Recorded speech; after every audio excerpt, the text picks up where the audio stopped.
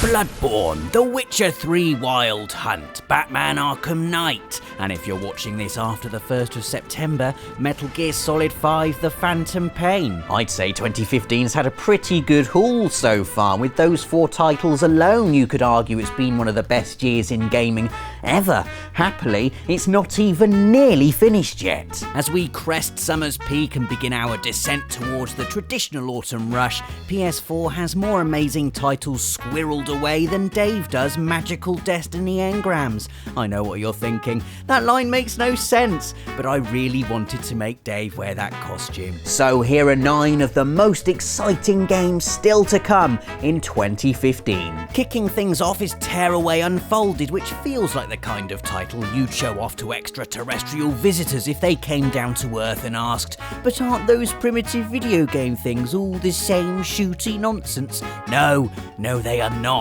And Unfolded, a PS4 reimagining of the PS Vita classic, exercises the DualShock 4's touchy-feely techie bits to glorious effect. You can illuminate the world with the light bar, suck things inside the controller and chuck them back, and even create in-game wind. Plus, the touchpad is a pleasingly intuitive way to create the papercraft decorations you'll need to progress through the game. Now, credit here to Tearaway for being the only game to give me complete freedom to draw whatever I like and somehow gently pushing me into drawing actual nice things like snowflakes. See, I was asked to draw a snowflake and that is exactly what I drew. Check out our Let's Play of Tearaway Unfolded and how it makes Dave look even more like a big grinning child than usual if you're still not convinced. But why wouldn't you be? It's beautiful, original, and you can draw snowflakes to your heart's content. The Lord of the Rings, Batman, Scooby-Doo, The Simpsons, Ghostbusters, Doctor Who, Back to the Future, Jurassic World. Hands up if you don't like any of those. If your hand is in the air right now, then I've got 2 things to say to you. Firstly, you'll hate LEGO Dimensions, a game which fuses all those licenses and more into the most ambitious LEGO game ever made. And secondly, go away. We don't want your sort here. LEGO Dimensions is the ultimate fantasy of all our inner 10-year-olds combined into one super inner 10-year-old. It's like when you write a Christmas list and you overcompensate and put down the entire toy section of the Argos catalogue and inexplicably your stupidly generous parents buy you everything. I don't know what that's like. It never happened to me. Until LEGO Dimensions. I interviewed Doug Heder, the producer of LEGO Dimensions, at Gamescom, and look what can happen. Batmobile, DeLorean, TARDIS in the same game. It's all there. It's unbelievable. It's ridiculously exciting, but that's not even the coolest thing about LEGO Dimensions. The coolest thing is that as part of the game, you get to build actual real-life LEGO and see your creations come to digital life inside the PS4. Plus, with all those universes colliding, you get scenes like this with Gandalf and Batman and Wildstyle and the Doctor. Can someone explain to me what's going on, please? You can regenerate like the Doctor. What the heck?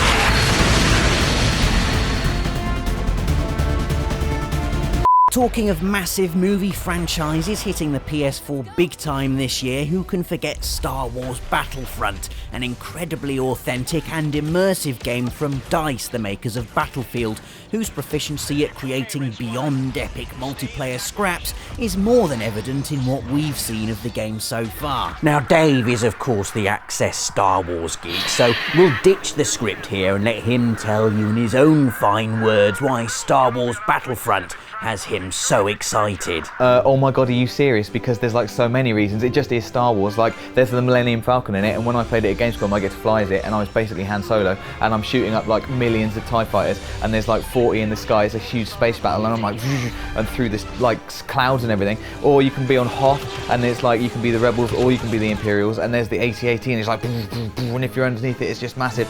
And then like if you're in... Yeah, thanks, Dave.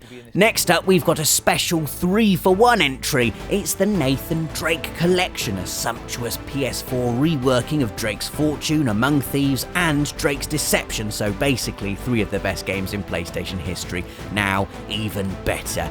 Personally, I'm already organising a marathon Uncharted party where I'll play the entire trilogy back to back over the course of a weekend. The invitation list for this party currently consists of my sofa, my fridge, a takeaway app, and my pants. It's going to be undoubtedly awesome revisiting Uncharted in lovely 1080 vision, but even cooler, I think, is that people who never owned a PS3 and now own a PS4 get to experience Uncharted for the first time. Actually, I'm quite jealous. Remember all those times since Assassin's Creed 2 where we tried to guess where the next Assassin's Creed game would be set?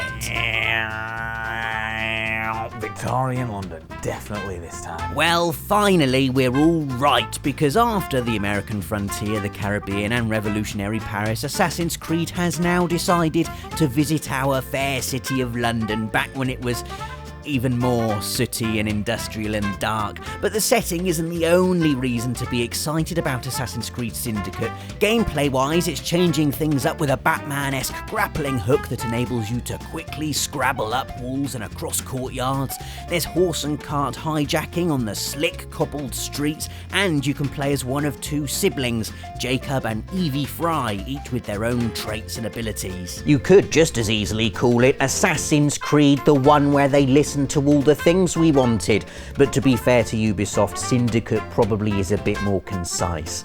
Can we have a rocket launcher in the next one, please? Probably not, but I'll tell you where you can have a rocket launcher, as well as cybernetic implants, super strength prosthetics, and all the guns, and that's the dystopian 2065 of Call of Duty Black Ops 3, a game that continues video games' obsession with making the future look unendingly bleak and grey. Thankfully, in Black Ops 3, you can shoot the future, like this, and this, and this.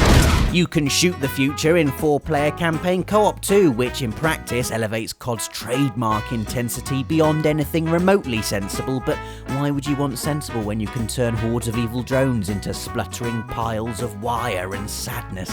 Then there's the cool fact that this year, us lucky PlayStation lot get loads of Black Ops 3 DLC first, a perk which comes with the bonus effect of making our faces look like this as we blast through waves and waves of zombies. Yay, guns. Whew, that's enough explosions for now, I think, isn't it? Let's just slow things down a bit and calmly look at the next entry on our list. Which is humongous open world destruct 'em up Just Cause 3, where you can blow up this and that and those and them and all of everything basically, and fly too, sort of, and swoop about on the end of a parachute. Oh, 2015. I do need to sleep at some point. And look at all that wonderful fiery destruction you've made. Well done, Just Cause 3, very well done. As a reward, here's a bigger gun. Go and blow some stuff to absolute nonsense with it. Go on, shoot it. Shoot, shoot, shoot, Rico. Blow the face off everything you see, you big manly man with all the guns. Boom, boom, boom. Shh, quiet.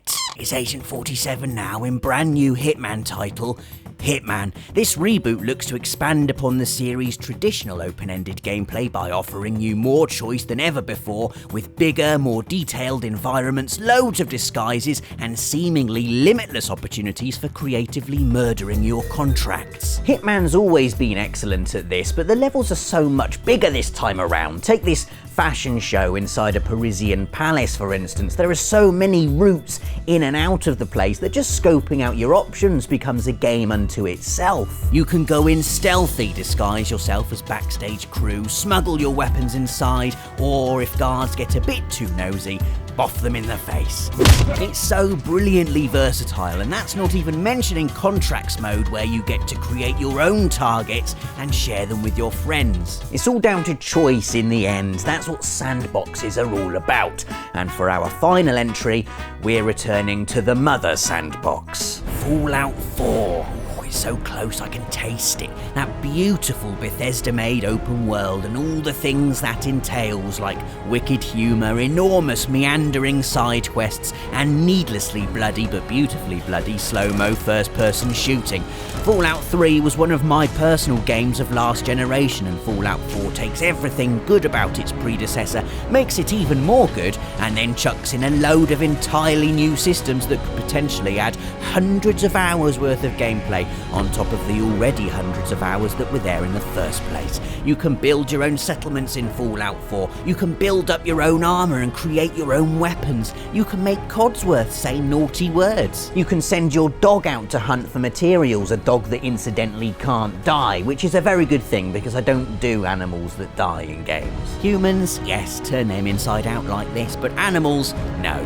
Anyway, just look at it and tell us you're not beyond excited at the prospect of playing Fallout 4. It looks stupidly amazing, and November the 10th needs to hurry the hell up. So there we go, 9 super exciting PS4 games still to come in 2015. Comment to let us know which of these you're most looking forward to, or indeed if you think there are any games we've missed. Give us a like too, and don't forget to subscribe for more lovely lists of things every Friday. Thanks for watching.